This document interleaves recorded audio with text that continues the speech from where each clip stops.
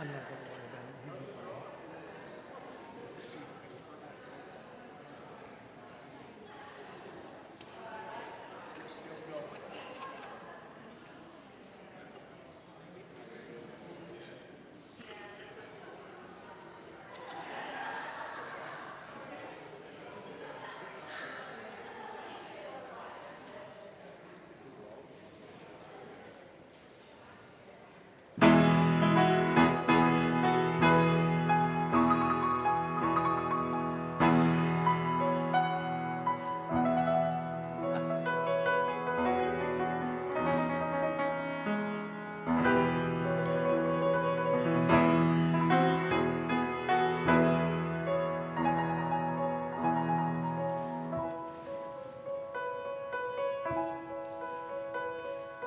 There's a bright golden haze on the meadow. There's a bright golden haze on the meadow. The corn is as high as an elephant's eye, and it looks like it's climbing clear up to the sky. Oh, what a beautiful morning. Oh, what a beautiful day. I got a beautiful feeling, everything's going my way.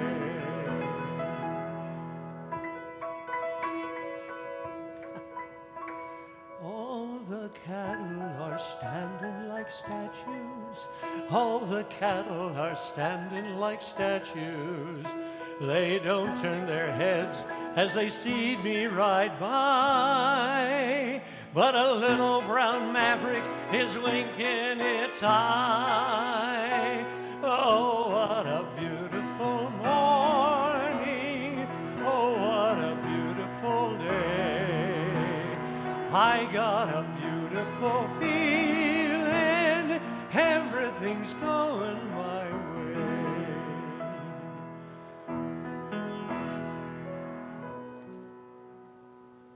All the sounds of the earth are like music. All the sounds of the earth are like music.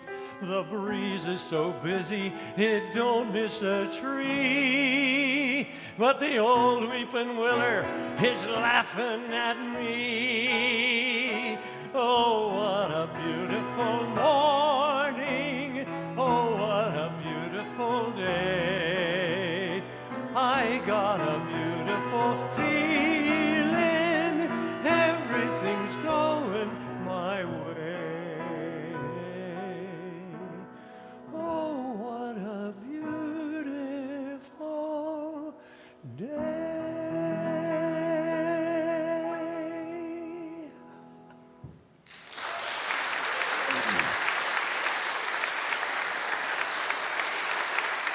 Thank you.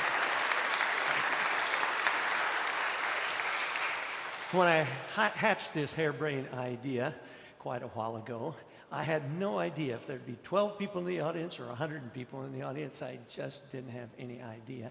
I thought I could muster 12 with my family and, close friends. I figured I could do that. Thank you so much for coming. It's fun to have you do that. The whole idea of this show is for me to get to do numbers the parts I never got to play. And that one was sung by Curly in Oklahoma. I never got to play Curly. In fact, my biggest time of doing Oklahoma, I played Allie Hackham. And Allie Hackham isn't even a singing role. So I said, I'm going to invent one myself. I'm going to do my own show so I can do that. This next song is out of My Fair Lady. And I'm going to try to give you a synopsis of kind of what's going on and why the song is being sung. And the reason for that is these are all old musicals. There's hardly anything I'm going to do that's current. And so, yeah, you're back there. Yay, I like the old musicals. And as I look around the audience, some of you know the old musicals as well. But my grandson's here, so he'll have to have an explanation of what these are all about. In My Fair Lady, it's the story where Professor Higgins takes a dare, and he takes a woman off of the street, and he's going to change her into a lady of high society. And he does that. And when he works on changing her, by the way, you women in the audience who think that men could take you and change you into what they want you to be, we understand. We can't do that. And in addition to that, Professor Higgins changes as much as Liza does in this one. But there's another character. It's a small character. He doesn't have very many lines, and he only really has this one song. And his name is Freddie, and he's a man about town, and he has met Eliza. He doesn't know anything about her, but he's just enthralled with her. He falls in love with her, and he's walking on the street past her house, and he sings this song.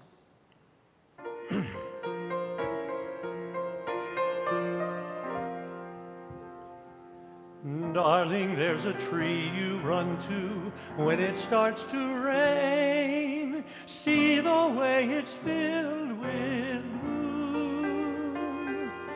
And isn't there a garland all around that window pane that could only be your room?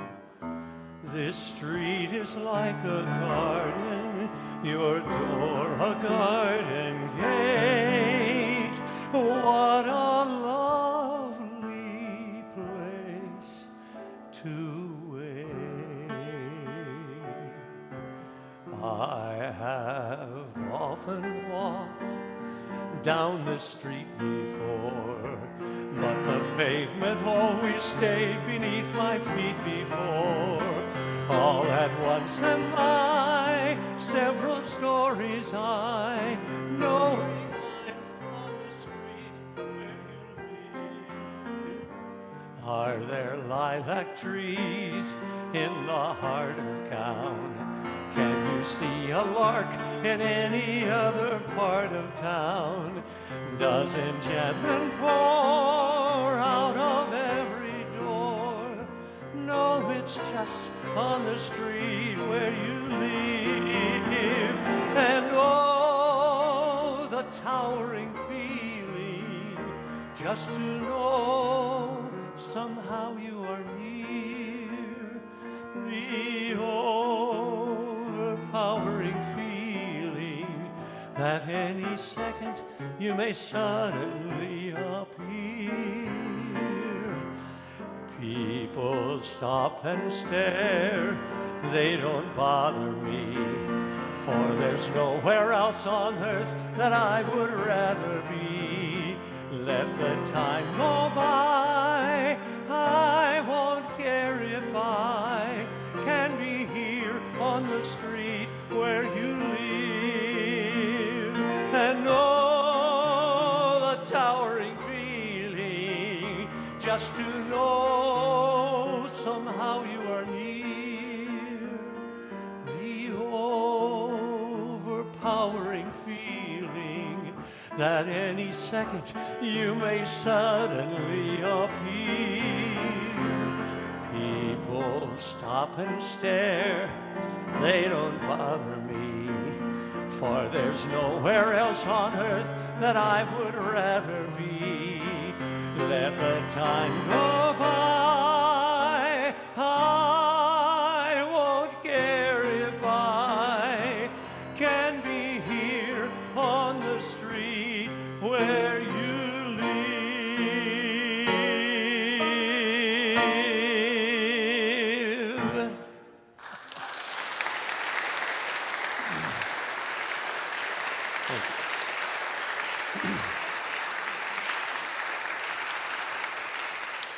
Thank you very much. I kind of lied to you at the beginning, and I'm going to confess right now. When I said this was going to be a show of all the songs I never got to sing, or the parts I never got to play. Well, actually, the next two songs are songs that I did get to play and get to sing in the production of Tom Jones. Now, Tom Jones, you may have heard of a musical, Tom Jones. It's about the life of the pop star Tom Jones. Forget that one. This is not about that. This is about a novel that Henry Fielding wrote called Tom Jones. And you may have read it in English Lit or something like that. You may be required to. I know there's one person sitting in the back there who told me when I told him this story, so, oh yeah, I remember having to read that. Well, it's a really bawdy kind of novel. And the musical is really bawdy as well.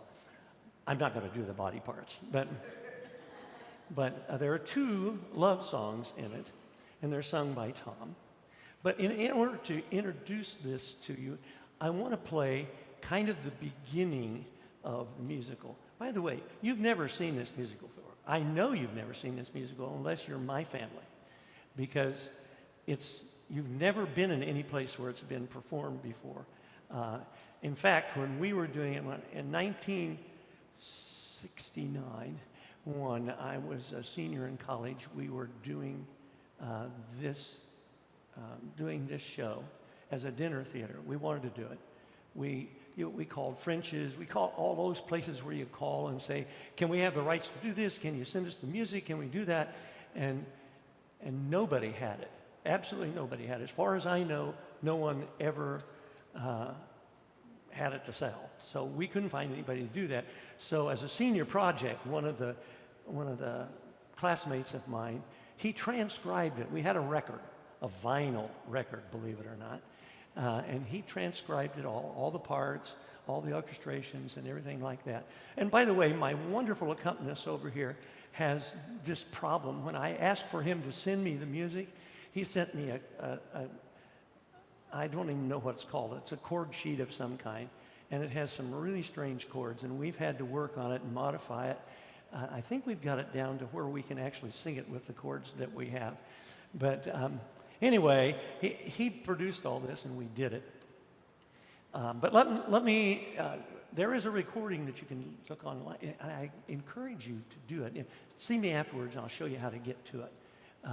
But I have just a little bit of a beginning of it. Squire Allworthy's house. It happened in old England when King George wore the crown.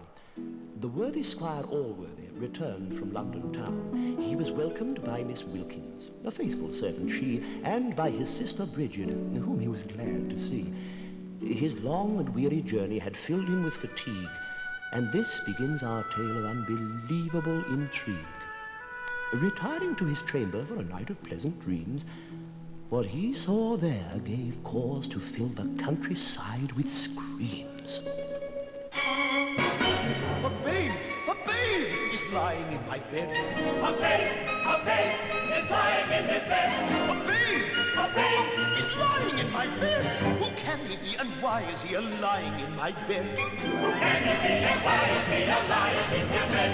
Come hither, Mrs. Wilkins, are you the mother, pray? I'm 63, Sir Allworthy, but thank you anyway. Oh, please don't look at me that way. I'm not the baby's sire. My hormones have been dead too long, and so has my desire. Who can he be and why is he lying in his bed?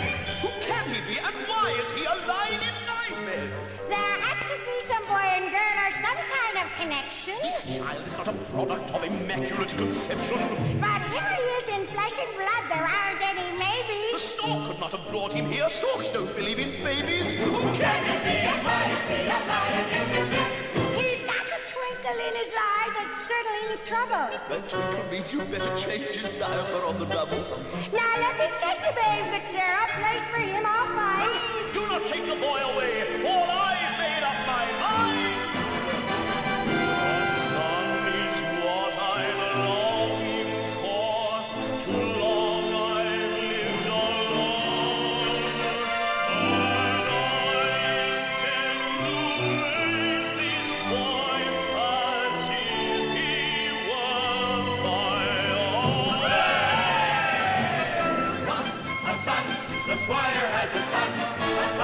A son, the squire has a son. He has a son, the squire has a son. The squire has a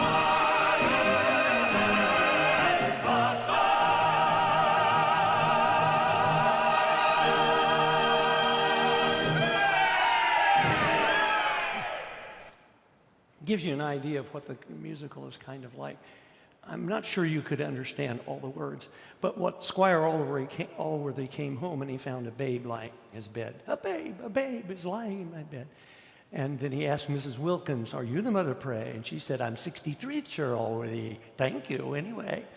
And that all goes through, and we now have Tom being adopted by the Squire.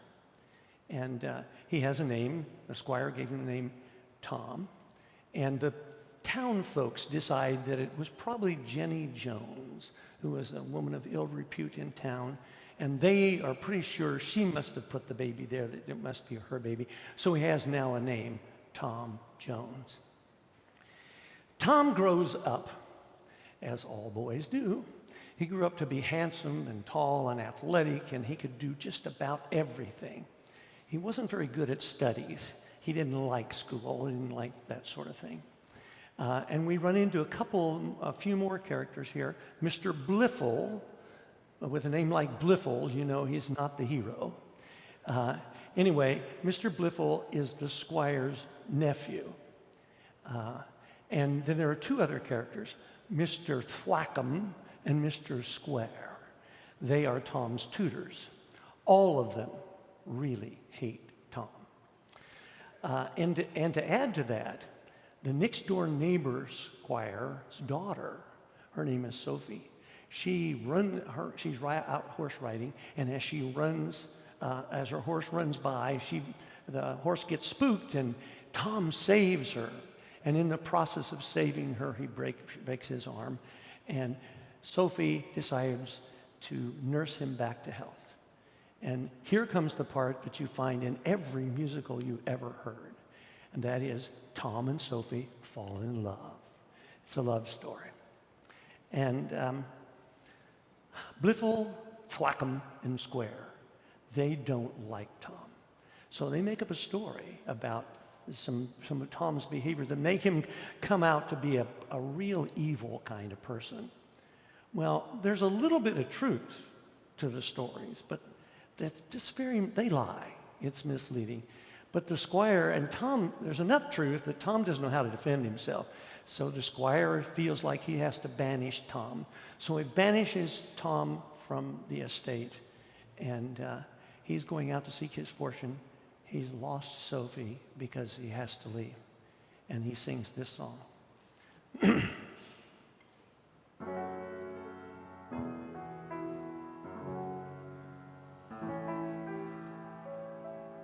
Wander east or wander west, what is there to find?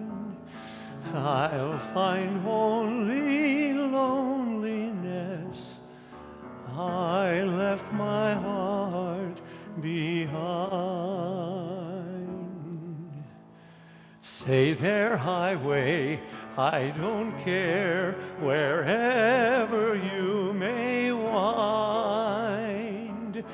Doesn't matter where I go, I left my heart behind. Lead on, lonely highway, where you go, I go too, till my heart is mine again. I will follow you.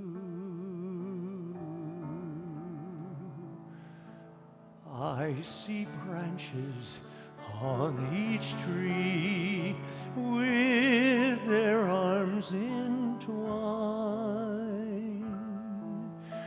They remind me of my love and the heart I left behind. They remind me of my love and the heart I left behind.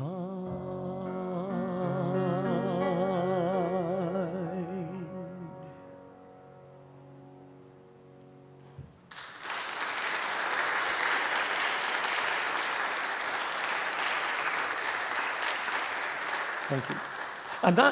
I can't remember for sure if I told you this or not, but I have to confess to a little bit of a fib when I said these were all songs that I never got to perform before, because I got to play Tom Jones and I actually did sing that song, but because it's such a unknown musical, I thought this is a chance to bring it up again.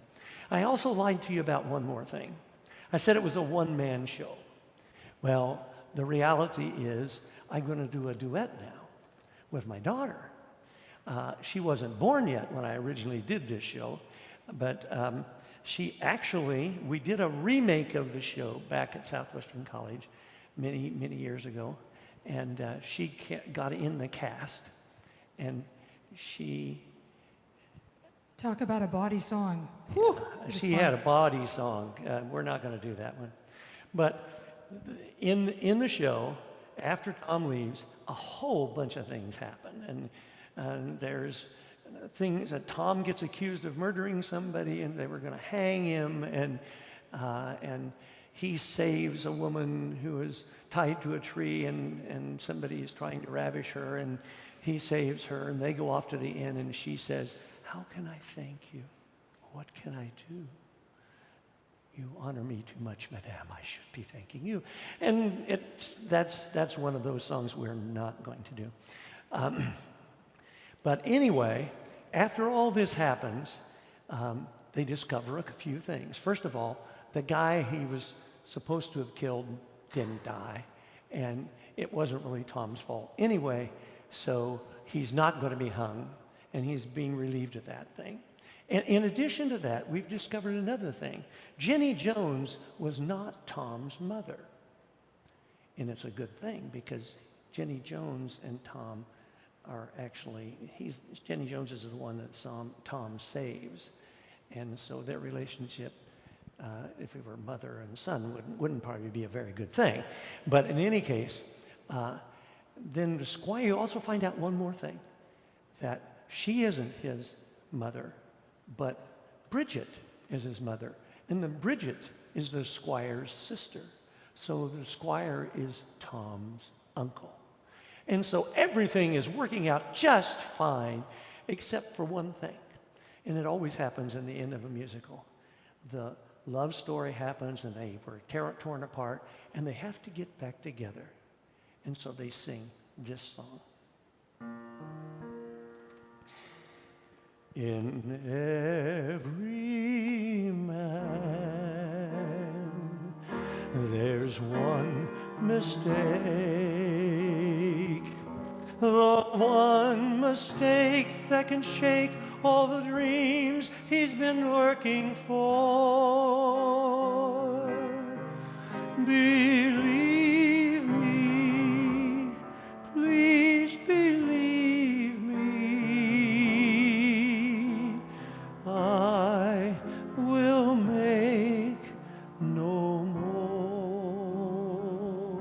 In every woman there lives a love above all the tears and the heartaches you put me through. Believe me, please believe me, I love only you. Please believe I've always loved you. I believe you really do. All I ask is for you to forgive me. All I ask is for you to be true. In every love there lives a chance. A chance to live and forgive everything your one love can do. Believe me, please believe me,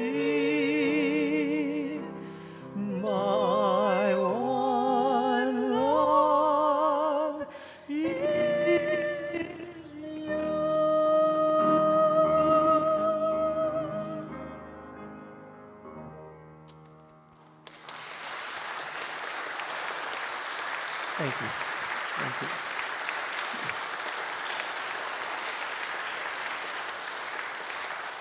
Thank you very much. Now, it's at this point that I'm going to get off the stage entirely and get a drink of water and let JP come up. He and Heather have a song that they've worked up and they're doing together. It Takes Two out of the musical Into the Woods.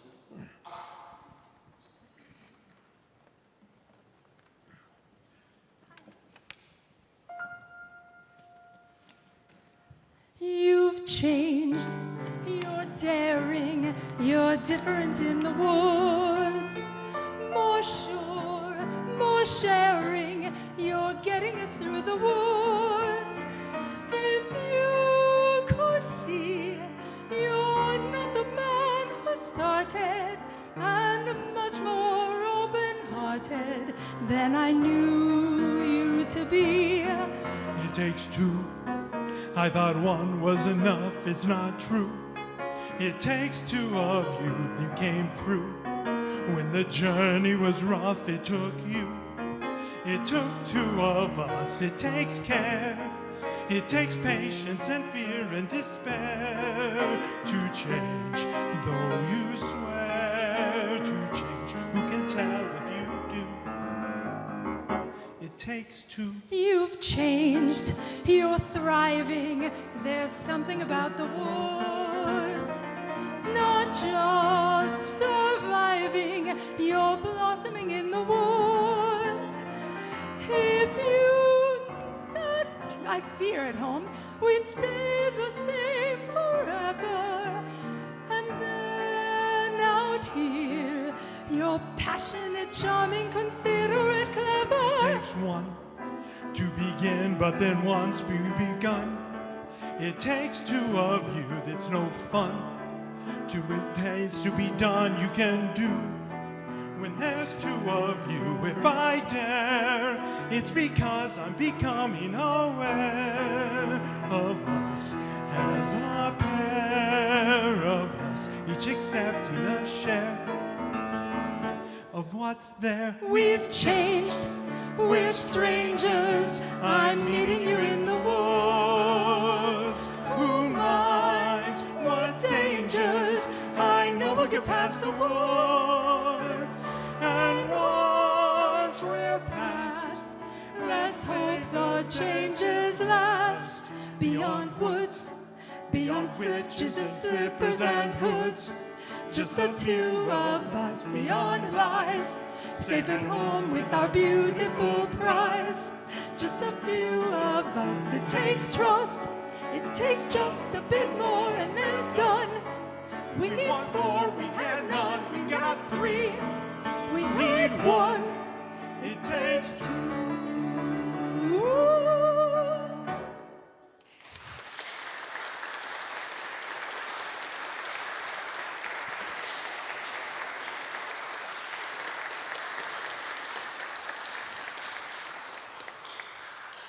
You know, this is listed as the last annual show that I'm doing like this. The fact of the matter is, I've never done one before like this, so this is the first annual too.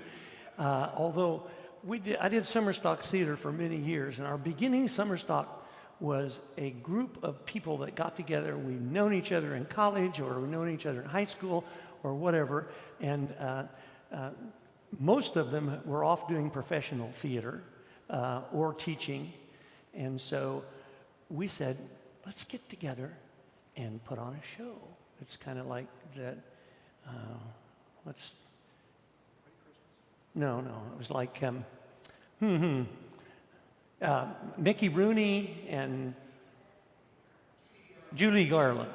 That they do, you know, if you're old enough, you've seen those black and white movies. Let's put on a show, and so they get everybody together and they put on a show, and we kind of decided we were going to do that. So we started the last annual Walnut Valley Horse Feathers and Applesauce Summer Theater Association, and then the next year, it was the next to the last annual, and the second to the last annual. It went on for 10 years. And We produced 5 shows a summer, 3 musicals and 2 straight shows. We served dinner with it. We cooked all the meals. We did everything. We did all the lighting. We did all the building of the sets and that sort of thing. And it was invigorating and exciting. And this has been invigorating and exciting for me to do this, so who knows? Maybe there'll be another one, because there certainly are a lot more songs out there that I never got a chance to do that I might like to try again. But at my age, you can't count on anything beyond today. So I will get through today. This next one, you see he didn't sit down. So he and I are going to do a duet together. It's out of the musical Catch Me If You Can. It's called Butter Out of Cream. You can see that in the program. And my dad used to say to me, never let the truth get in the way of a good story. And so that's what this song is all about.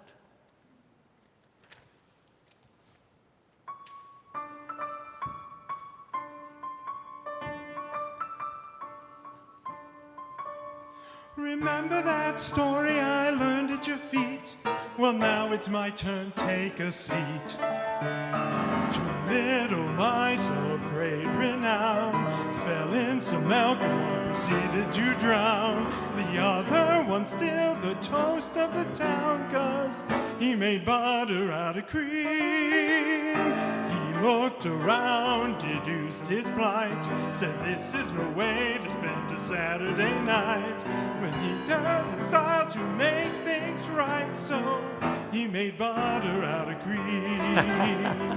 He kicked his legs up, he tossed and turned, so not to end up a ghost. He did the hokey pokey till the cream was churned. Then baby, he walked right out and buttered his toast. Now he's on top, for goodness sakes. Yeah, he's the big cheese up at Land O'Lakes. He's living proof that pop, all it takes is a scheme.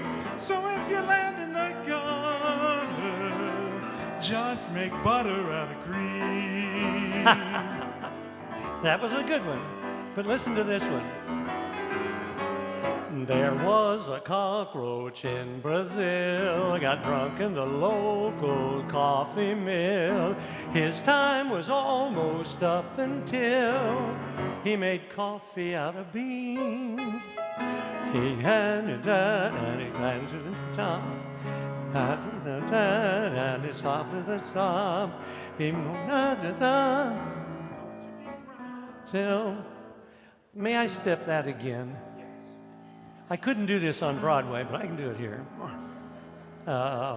There was a cockroach in Brazil, got drunk in the local coffee mill. His time was almost up until he made coffee out of beans.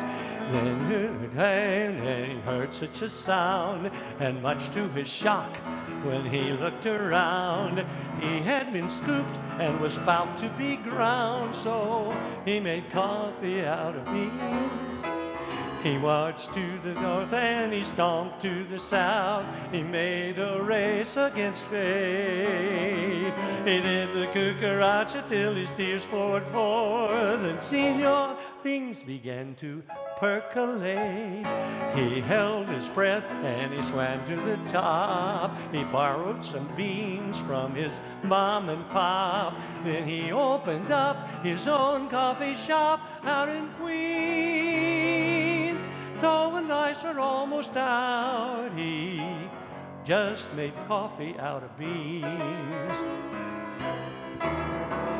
So think of these two when life is the pit, the bug And the mouse at the end of their wits. They knew the thing that life is, that it's what you dream. So when lemons start to sink up, don't just stand around and scream. Spike your lemonade and drink up, and make butter out of cream. I'll make butter out of cream. make some butter out of cream. just make butter out of cream.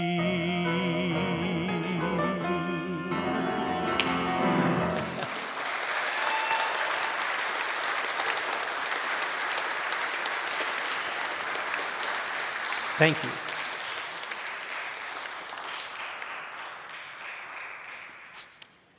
In 1863, Abraham Lincoln, 1863, Abraham Lincoln signed the Emancipation Proclamation freeing the slaves. Now, we all know that that was just the beginning.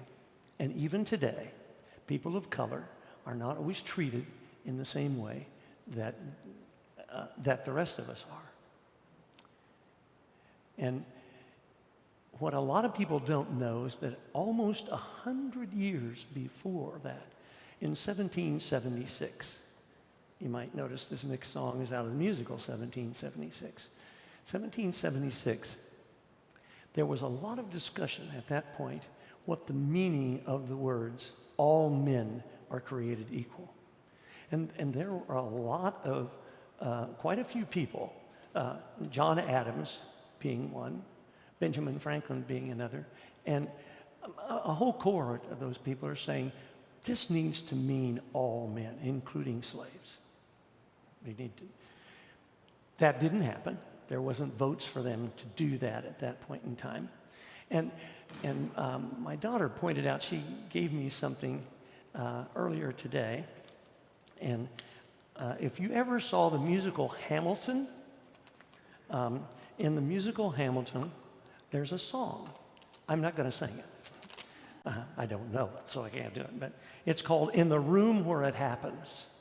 And that talks about decisions are made in the room where it happens. And only the people in the room get to make those decisions. And there weren't any slaves in the room. There were a lot of people that were for freeing the slaves. But as you might think, there were a number of people, particularly people in the South, who were using slaves to run their plantations. They were not for that addition or that recognition. But the interesting part is that there were a number of people in the North who also weren't for that recognition because they were making a lot of money in the triangle trade. In the musical 1776, there was a song called Molasses to Rum to Slaves.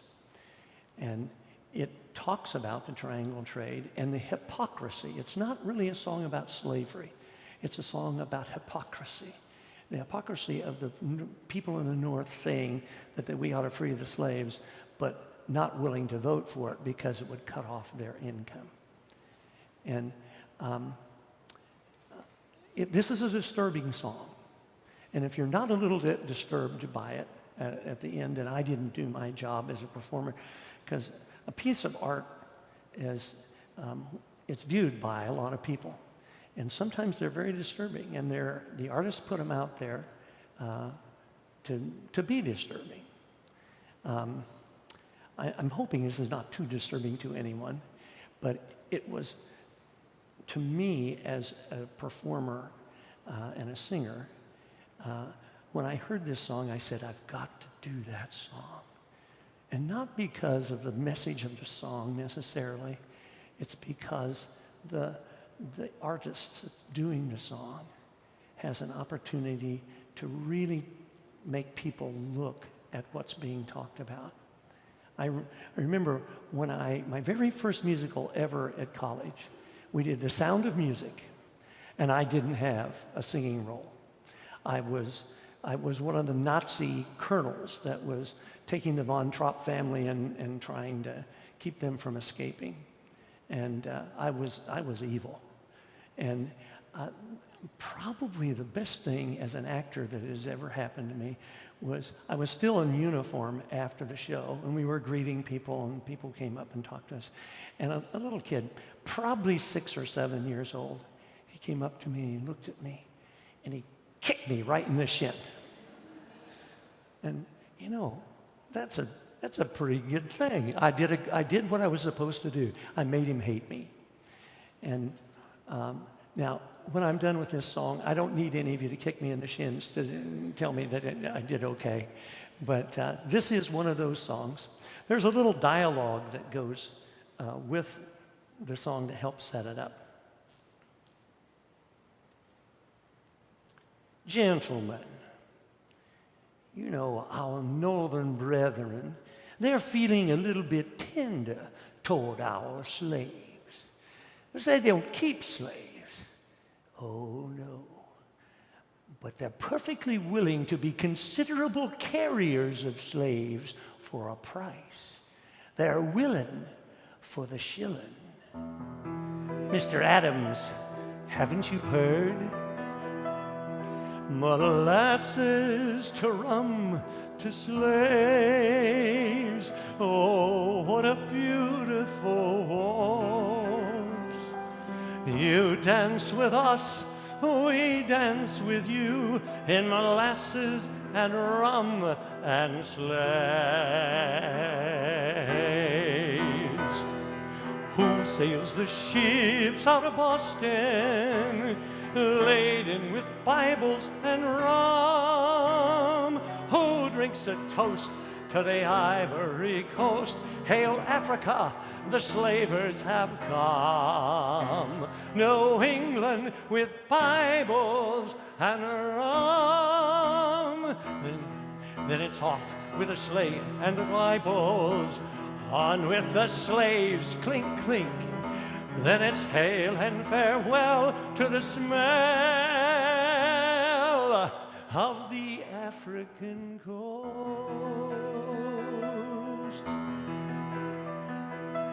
Molasses to rum to slaves. 'Tisn't morals, 'tis money that saves. Shall we dance to the sound of the profitable pound in molasses and rum and slaves? Who sails the ships out of Guinea, laden with Bibles and slaves? 'Tis Boston can boast to the West Indies coast, Jamaica, we brung what ye craves. Domingo, Barbados, we brung Bibles and slaves. For God's sakes, Mr. Rutledge.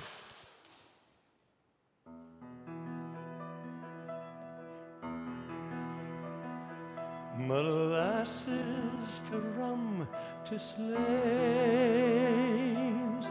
Oh, 'tis out of Boston, laden with gold, see it gleam, whose fortunes are made in the triangle trade. Hail slavery, the New England dream. Mr. Adams, I give you a toast. Hail Boston, hail Charleston, who stinketh the most.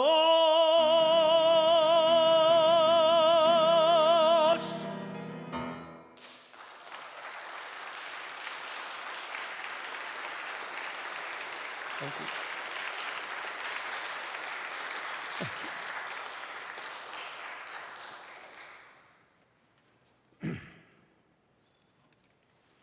This next song is out of Camelot, and I never got to play Lancelot before. So this is Lancelot's big song, or at least one of them, and it's one that I always appreciated and I like to do if ever I would leave you.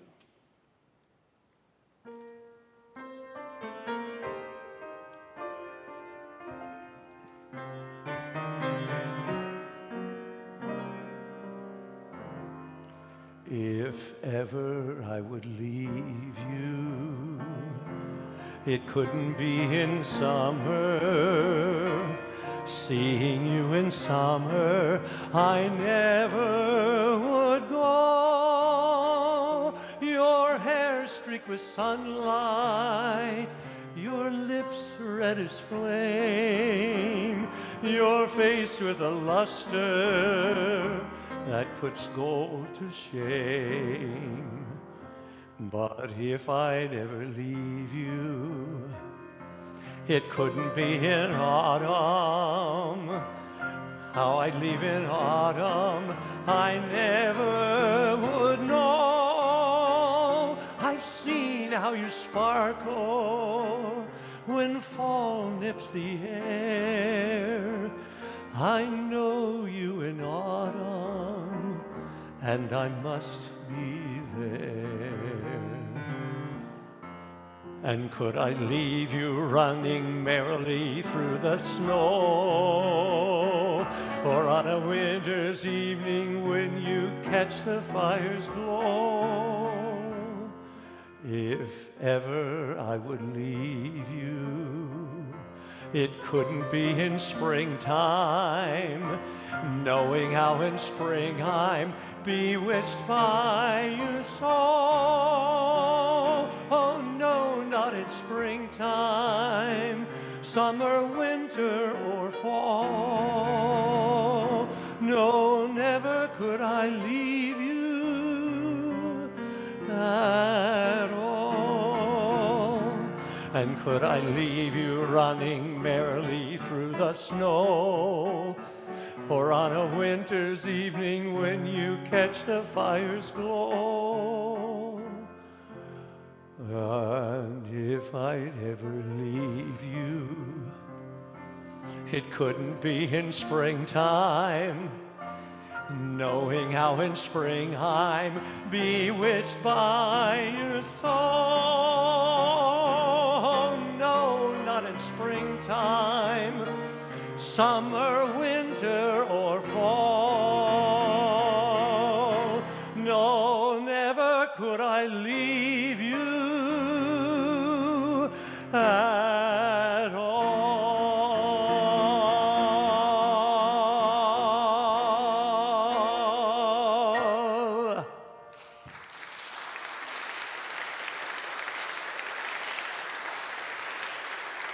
Thank you. This next number is out of the musical Oliver. And the story of Oliver is about a roguish kind of guy. It's kind of a good rogue, but he runs a group of young thieves, children. What they are is orphans. And he takes them in and teaches them how to be pickpockets. And they go out and they bring the things that they back to him, and he uses that money for himself. But he also feeds them and gives them a place to sleep. And he makes them into a family. And so he's actually done a lot for these orphans. Now this is a part, Fagin is what the part I'd like to play someday. I've never gotten a chance to do it. And it's actually one I could still do. Because you have all these songs that I've been singing, you have to, in your mind's eye, your imagination has to take you back 50 years when I had hair that was not white, and when I was much younger, and I wasn't quite so stooped over as I am now. But this one is, Fagin is an older guy, and things are closing in on him, and he's not sure what he's going to do with the rest of his life. But he sings this song.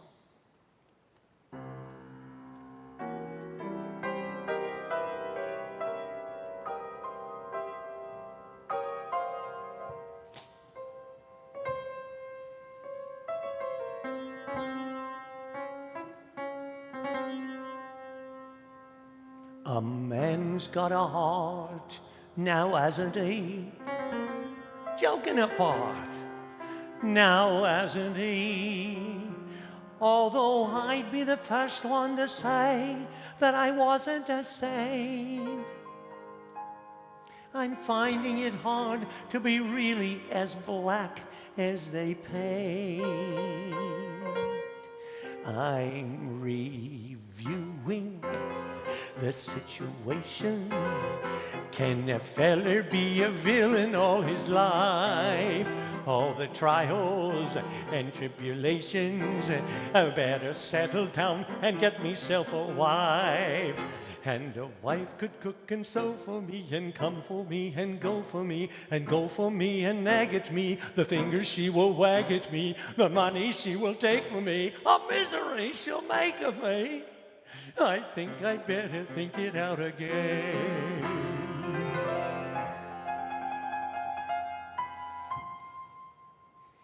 A wife you can keep anyway. I'd rather sleep anyway. Left without anyone in this world, and I'm starting from now. So how to win friends and to influence people, so how? I'm reviewing the situation. I must quickly look up everyone I know, titled people with a station, who can help me make a real impressive show. I will own a suite at Claridge's and run a fleet of carriages and wave at all the duchesses with friendliness as much as is befitting of me new estate. Good morning to you, magistrate. I think I better think it out again.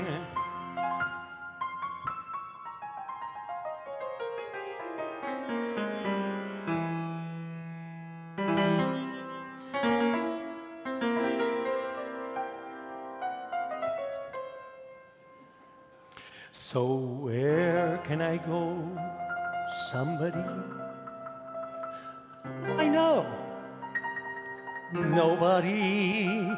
All my dearest companions have always been villains and thieves. But in my time of life, I should start turning over new leaves. I'm reviewing the situation. And you to each you've got to earn a bob. Is it such a humiliation for a robber to perform an honest job?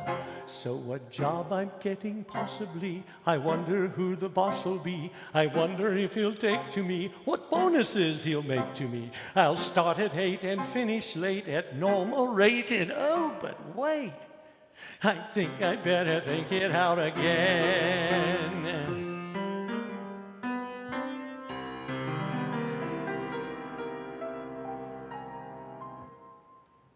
What happens when I'm 70? Must come a time, 70, when you're old and it's cold, and who cares if you live or you die?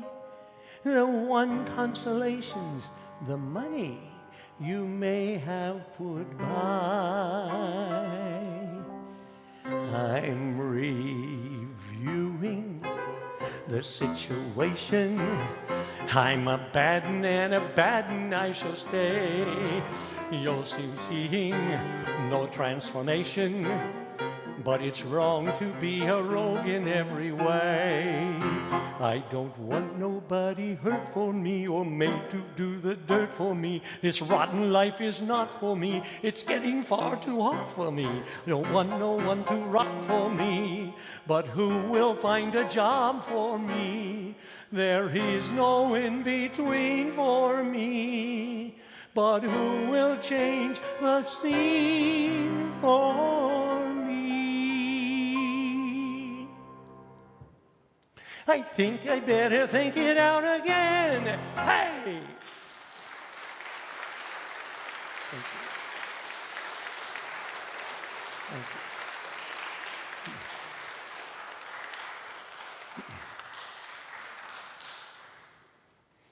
Where am I in the show here? Oh, Oh, I know. This next song is another one that I actually got to do in performance. I played the part. It's out of Carousel. It's the song that Billy Bigelow sings. And it's very, very long, so get comfortable. It takes a while to do this one. And the story of Carousel, as you might think, is about a carousel. Well, it's at least the life that goes along around the carousel. Billy Bigelow is the barker for the carousel. And for those of you youngsters out here who don't know what a barker is, that's the person that stands out there and come on, and gets people to come in and ride the carousel. And Billy is really, really good at it. And he's big and he's handsome and he's pretty young, and all the women fawn over him, and most of the men really envy him because of what he has. And he doesn't make much money doing it, but it's such a wonderful thing to his stroke to his ego that he keeps doing it. And he has lots of girlfriends in and out. But one of them comes along. Her name is Julie. And Julie is different. In fact, he even sings a song about, you're a queer one, Julie. Forgot the last name of it. The point is, he falls for her. Not just in an infatuated kind of a thing, but he falls in love with her. And she falls in love with him, which is the point of almost every musical you ever saw. They get married. And he still doesn't make a lot of money, and she does odd jobs, but they're getting along just fine. And then an important announcement comes, and that is Julie says she's going to have a baby. And that really changes his world. So he sings this song.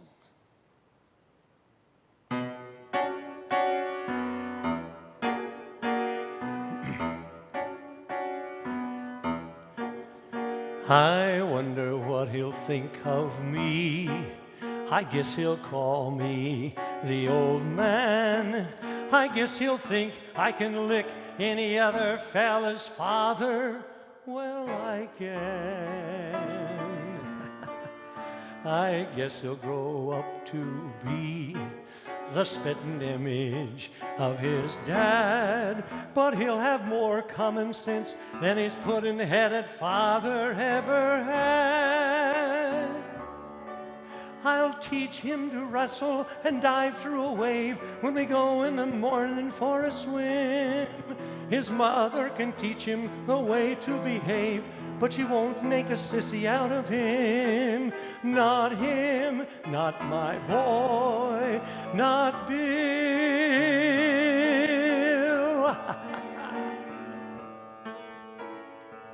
Bill. My boy Bill, I will see that he's named after me. I will. My boy Bill will be tall and as tough as a tree. Will Bill, like a tree, he'll grow with his head held high and his feet planted firm on the ground. And you won't see nobody dare to try to boss him or toss him around. No fat-bottomed, flabby-faced, bout-bellied baggage will drown. I don't give a damn what he does. He can does what he likes. He can sit in his tail or work on a rail with a hammer and spikes.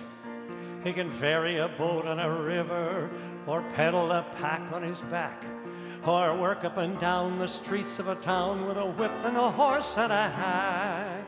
He can haul a scow along a corral, or run a cow around a corral, or maybe bark for a carousel. Of course, it takes talent to do that well. He might be the champ of a heavyweights, or a fella who sells you glue, or President of the United States, that'd be all right too. His mother had liked that, but only president if he wanted to be, not Bill. My boy Bill, he will fall as tall as a tree. Will Bill, like a tree, he'll grow with his head held high and his feet planted firm on the ground. And you won't see nobody dare to try to boss him or toss him around. No fat-bottomed, flabby-faced, pot-bellied, baggy-eyed bastard will boss him around. And I'm damned if he'll marry the boss's daughter, a skinny-lipped virgin with blood like water, who'll give him a peck and call it a kiss and look in his eyes through a lorgnette. Wait, why am I going on like this? My kid ain't even been born yet. I can see him when he's 17 or so, starting in to go with a girl. I can see him lots of pointers every found on the way to get round any girl. I can... Wait a minute. Can it be? What the heck? What if he is a girl?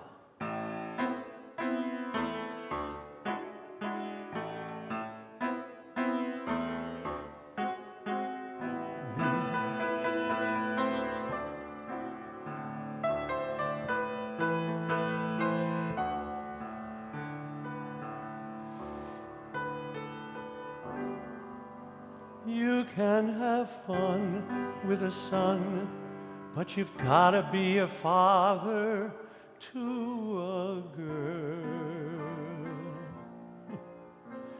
She mightn't be so bad as that, a little kid in her hair, a little sweet and petite, little thin type of her mother. What a pair! I can see me bragging about her now. My little girl, pink and white as peaches and cream is she. My little girl is half again as bright as girls are supposed to be. She'll pursue her, many a likely lad does what he can to woo her from her faithful dad. She has a few pink and white young fellers of 2 or 3, but my little girl gets hungry every night, and she comes home to me. I gotta get ready before she comes. I gotta make certain that she isn't dragged in the slums with a lot of old bums like me. She's gotta be filtered and fed and dressed in the best that money can buy. I never knew how to make money, but I'll try, by God, I'll try. I'll go out and make it, or steal it, or take it, or die.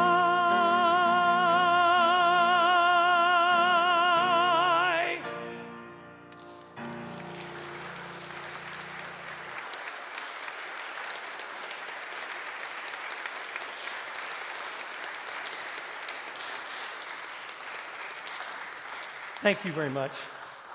There's one more I want to do for you. We had it programmed up further in the program, but it's a very introspective song. Sorry. Very introspective song. I need the music for this one. And I think it's a good way to kind of tie up an afternoon. It's from A Little Night Music. This is one I'm never, ever, ever going to be asked to sing in the musical, in A Little Night Music, because it's a woman's part. And I might try drag, but I don't think it's going to work for me. In any case, but it's a really great song that I've always liked, and I want to put it in here at the end.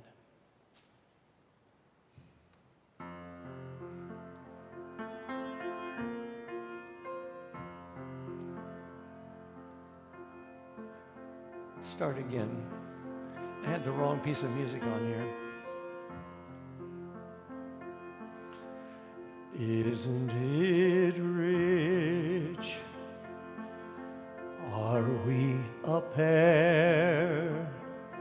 Me here at last on the ground, you in the air. Send in the clowns. Isn't it bliss? Don't you approve? One who keeps tearing around, one who can't move. Where are the clowns? Send in the clowns. Just when I stopped opening doors, finally found the one I wanted was yours, making my entrance again with my usual flair. Tour of my lines, no one is there. Don't you of course, my fault I fear. I thought that you wanted what I want, sorry, my dear. But where are the clowns? Quick, send in the clowns. Don't bother, they're here. Isn't it rich? Isn't it queer? Losing my timing this late in my career. And where are the clowns? There ought to be clowns. Well, maybe next year.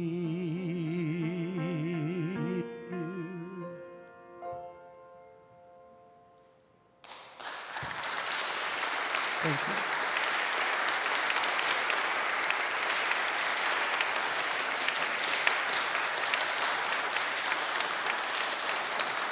Thank you. Thank you.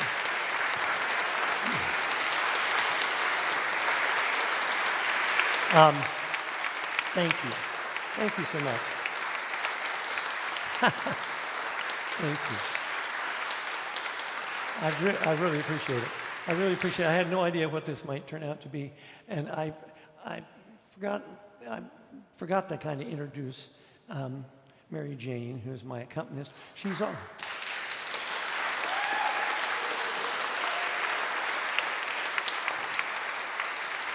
She's also my new voice teacher. I was at a point where I was saying, it's time to hang it up. You're getting too old, and it's too hard you can't hold a phrase, and da-da-da-da. But JP was taking for Mary Jane and some other folks I knew, and I thought, well, maybe I should try this. And she has worked hard and done some things that seem to work for me. So if you're looking for a voice teacher, check with Mary Jane. Nightingale Studios, but in any case, thank you so much for coming. Don't forget that we have a little bit of a reception back in the back.